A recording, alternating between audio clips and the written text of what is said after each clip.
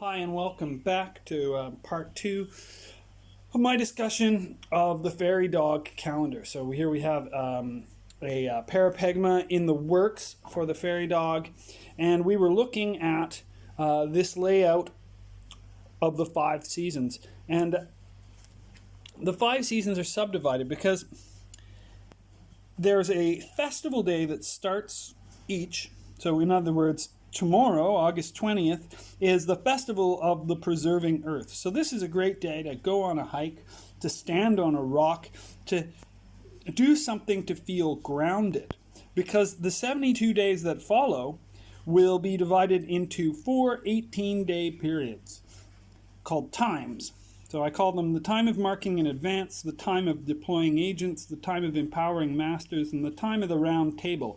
So the fundamental theme here is about gathering your resources, getting a sense of what you'd like to accomplish, figuring out who can help you, figuring out who your peers are, and creating a network with them, and then creating a space of consensus in order to open the field. The Preserving Earth is really about opening a field of play, and that grounds the system itself. Now, I think I'll show some other videos, down the line where I'll talk more in detail about the other seasons. But since we're approaching the season of the Preserving Earth, let's just leave it at that.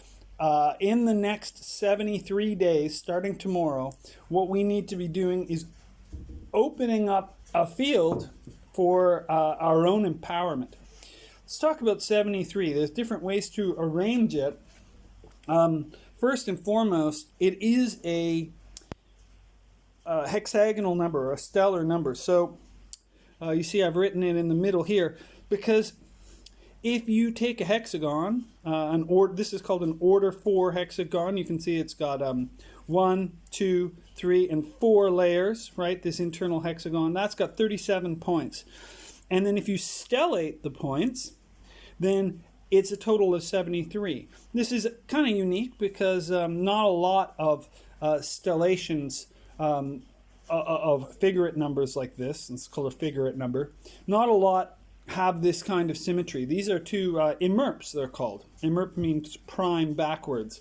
So this is actually the third imerp series. The first is 13 and 31, and then 17 and 71, and then 37 and 73. So these are mirrored primes. But you can see here that we've got this hexagon. I've put the word ahiyaway, or yodhe, yodhe, wahe, ahe, which is a 6-letter word that totals 32 in the gematria. So there's a great deal of resonance and energy that this can bring to bear on the system of the Shem HaMepharash. Okay, so 72s and 73s.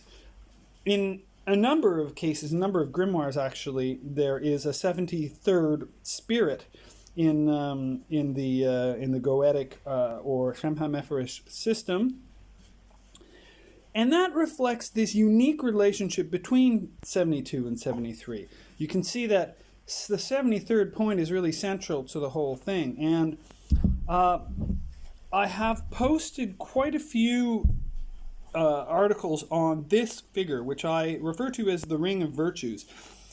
I originally discovered this in a book that I very much enjoy and use, as you can see, quite extensively, called The Zen of Magic Squares, Circles, and Stars by Cliff Pickover.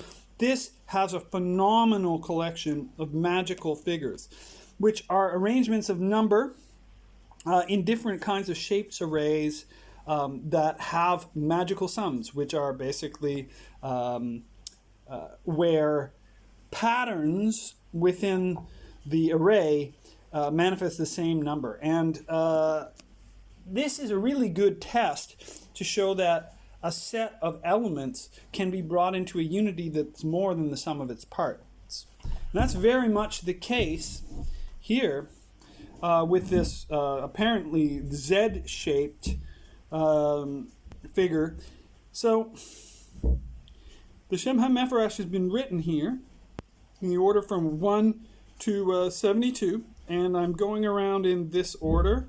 I mean, at this point, people following this are probably aware of how to read transliterated Hebrew, but this runs in a way. You can see the pattern looks like 1, 2, 3, 4, 5, 6, 7, 8, 9, 10, 11, 12, 13, 14, 15. It wraps around 16, 17, 18, 19, 20, 21. And the truth of this is actually a torus, or a donut shaped.